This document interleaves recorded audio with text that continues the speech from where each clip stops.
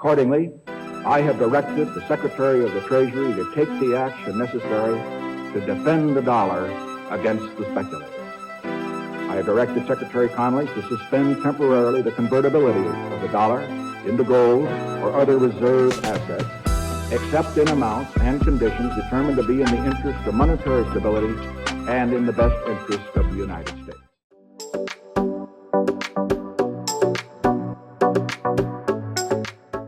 안녕하세요. 브로게나의 행복한 은퇴를 꿈꾸는 파이어족 스테이션 운영자 랍샷입니다. 오늘은 트럼프는 왜 비트코인을 비축하려고 할까? 라는 주제로 이야기를 해보겠습니다. 요즘 많은 뉴스에서 트럼프 대통령이 비트코인을 미국의 전략적 비축 자산으로 편입하겠다는 기사를 많이 보실 겁니다. 여기서 전략적 비축 자산은 국가나 조직이 경제적, 정치적 또는 안보적 위기를 대비하기 위해 장기적으로 보유하는 자산을 의미합니다. 이는 통화가치의 안정성, 국가 안보 또는 장기적인 자산 보존과 같은 중요한 목표를 달성하기 위해 사용 중인데요. 지금까지는 금, 석유, 천연가스와 같은 에너지, 미국 달러, 유로엔 같은 외환을 보유했지만 최근 트럼프 대통령은 비트코인을 기축자산에 편입시키겠다라고 작년 당선 전부터 끊임없이 이야기를 하고 있습니다.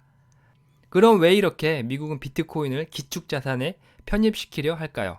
우리가 먼저 이런 미국의 전략을 이해하기 위해서는 닉슨 쇼크로 촉발된 달러 중심의 경제 시스템과 그로 인해 발생한 문제들을 이해해야 합니다. 또한 그 전에 근본이제와 돈의 역사부터 공부해야 비로소 비트코인을 전략적 자산으로 만들려는 미국의 의도까지 이해할 수 있습니다. 그럼 우선 돈의 역사부터 간단히 살펴보도록 하겠습니다. 아주 오래전 돈이 없을 때는 사람들은 서로 필요한 물건을 물물 교환으로 해결했습니다. 하지만 교환은 쉽지 않았죠. 예를 들어 사과를 가진 사람과 고기를 가진 사람이 서로 필요하지 않으면 거래가 이루어지지 않을 수도 있습니다. 이 부분은 유발 하라리의 사피엔스에 잘 설명되어 있습니다. 그럼 그 부분을 한번 읽어보도록 하겠습니다. 물물교환 경제에서는 만일 100종의 각기 다른 상품이 시장에서 거래된다면 구매자와 판매자는 4,950가지 서로 다른 교환율을 알아야 할 것이다. 만일 거래되는 상품이 1,000종이라면 49만 9,500가지 서로 다른 교환율을 고개하듯이 다뤄야 할 것이다. 그걸 어떻게 다 안단 말인가? 그래서 사람들은 금, 은, 소금 같은 상품화폐를 사용하기 시작했습니다. 이것은 옛날 이야기만은 아니고 현재에도 많은 상품화폐들이 거래하고 있는데요. 예를 들어 교도소에서 담배를 물건으로 구매한다든지 베네수엘라나 옛날의 독일 같은 경제가 붕괴하여 하이퍼 인플레이션을 겪은 국가들은 자국의 화폐 가치가 폭락했기 때문에 국민들은 휴지나 식료품, 심지어는 벽돌로 물건을 거래하는 경우도 있습니다. 이렇게 역사적으로 상품화폐를 사용하면서 그 중에서 금은 희소하고 내구성도 강하고 휴대하기도 편리하기 때문에 역사적으로 가장 인정받는 돈이 되었습니다. 그런데 사람들은 금을 가지고 다니는 것도 불편해하기 시작했고 16세기 영국에서는 금 세공업자가 금을 휴대하기 편리하게 금화로 만들었습니다. 그리고 그것을 보관하기 위해 금고도 만들었죠. 그러다가 금 대신 보관증을 주면서 사람들은 이 보관증만을 거래하기 시작했습니다. 그럼 여기서 궁금증이 또 생기실 겁니다. 이 금 보관증 같은 종이 쪼가리를 어떻게 사람들이 믿게 되었을까? 이 부분도 유발 하라리의 사피엔스에 보면 잘 나와 있습니다. 그럼 유발 하라리의 사피엔스의 그 부분을 읽어보도록 하겠습니다. 별법의 고든 껍데기와 달러와의 가치는 우리의 공통된 상상 속에서만 존재한다. 그 가치는 조개 껍데기나 종이의 화학적인 구조, 색상, 형태 속에 있지 않다. 다시 말해 돈은 물질적 실체가 아니라 심리적 구조물이다.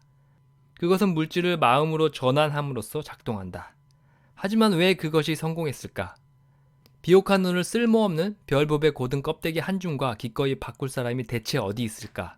혹은 왜 우리는 겨우 색칠한 종이 몇 장을 받자고 기꺼이 햄버거를 뒤집고 보험도 팔고 못된 아이 3명을 봐주는가? 사람들이 기꺼이 그런 일을 하려 드는 것은 자신들의 집단적 상상의 산물을 믿기 때문이다. 신뢰는 온갖 유형의 돈을 주저하는 데 쓰는 원자재이다. 앞에 부유한 농부가 재산을 팔고 별법의 고든 껍데기 한 자를 받아서 다른 지방을 여행을 갔다고 하자. 그는 그곳에 사람들이 별법의 고든 껍데기를 받고 기꺼이 쌀과 집과 밭을 팔 것이라고 믿고 있었다.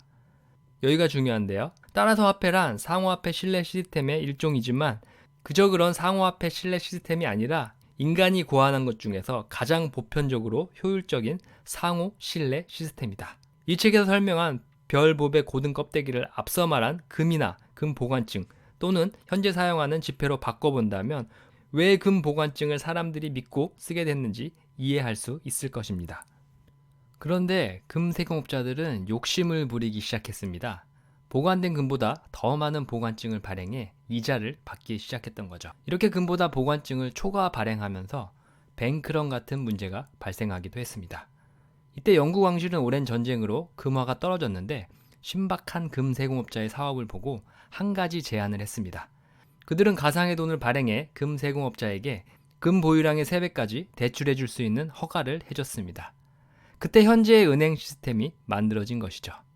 그 시대는 영국이 현재의 미국처럼 최강국이었기 때문에 대부분의 다른 나라들도 영국의 이 시스템을 사용했고 이때를 금본위제라고 불렀습니다. 이때는 각국의 화폐 가치가 일정량의 금으로 정해져 있기 때문에 국제무역은 금 가치 기준으로 이루어졌는데요. 하지만 그 금본위제도 오래 지속되지 못했습니다. 각국의 금 보유량이 경제를 운용하는 데 필요한 모든 화폐를 뒷받침하기에는 부족했기 때문입니다. 특히 제1차 세계대전에 막대한 비용을 충당하기 위해 유럽 국가들은 보유한 금보다 훨씬 많은 화폐를 발행했습니다. 그때 경제위기가 발생했고 금본위제는 더 이상 지속 불가능해졌습니다. 이것이 경제회복의 걸림돌로 작용하기 시작했고 1944년 제2차 세계대전이 끝나갈 무렵 오랜 전쟁으로 유럽은 황폐해졌지만 미국은 자기 땅에서 전쟁을 치르지 않았고 유럽의 전쟁을 통해 많은 돈을 벌었기 때문에 경제가 번영했고 미국은 전 세계 금 매장량의 3분의 1을 보유하고 있었습니다. 그 후에 금과 달러의 환율을 고정시키고 국제 통화 체계를 새롭게 정립하기 위해 미국 주도로 브레튼 우즈 회의가 개최되었습니다. 이 회의에서 브레튼 우즈 체제라는 것이 확립되었고 이는 오랜 시간 지속되어 온 금본위제를 끝나게 한 사건이었습니다. 모든 국가의 화폐는 미국 달러의 고정 환율로 고정되고 미국은 금 1온스당 35달러의 가격으로 유지하도록 약속을 했습니다. 하지만 예상치 못한 또 하나의 위기가 닥쳤습니다. 1970년대 초 미국은 베트남 전쟁과 석유 파동으로 인해 막대한 재정적 어려움에 직면하게 됐고 냉전시대 소련과의 군비 경쟁을 치르면서 막대한 재정적 부담을 감당해야 했고 이러한 요인들이 복합적으로 작용하면서 미국은 달러를 뒷받침할 만큼 충분한 금을 보유하지 못하게 됐습니다. 결국 1971년 8월 15일 미국 대통령 리처드 닉슨은 달러 금 연동제도를 폐지하고 달러 가치를 시장 가치에 따라 결정하는 변동환율제로 전환했습니다. 이로써 브레튼 우즈 체제는 붕괴되었고 현재 국제 금융 시스템의 기반이 된 변동환율제의 시대가 열리게 된 것입니다. 결국 미국은 모든 약속을 그때부터 깬 것입니다. 전 세계 화폐는 미국 달러를 신뢰한다는 사실에 기반하여 가치가 유지되고 미국은 금괴 보유량에 관계없이 훨씬 더 많은 달러를 발행하기 시작했습니다. 곧 다른 나라들도 미국을 따라 자국의 화폐를 금으로 뒷받침하지 않고 발행하기 시작했습니다. 각 나라는 인공적으로 자국 화폐의 가치에 대한 신뢰를 구축했고 사람들은 이제 지폐가 사회 구성원들 사이에서 서로 받아들여질 것이라고 믿게 됐습니다. 이처럼 금이나 은과 같이 실제 자산으로 뒷받침하지 않는 신용화폐라는 새로운 형태의 화폐가 등장하게 된 것입니다. 그 시스템이 지금까지 이어오고 있는 것입니다. 하지만 문제는 이때부터 발생하기 시작합니다. 닉슨 쇼크 이후 미국은 달러를 기축통화로 만들어 전 세계 경제를 지배하기 시작했습니다. 석유를 비롯한 주요 자원이 달러로 거래되면서 페트로달러 체계가 확립됐습니다. 하지만 미국이 무제한적으로 달러를 발행하면서 인플레이션과 미국 부채 문제가 심각해졌습니다.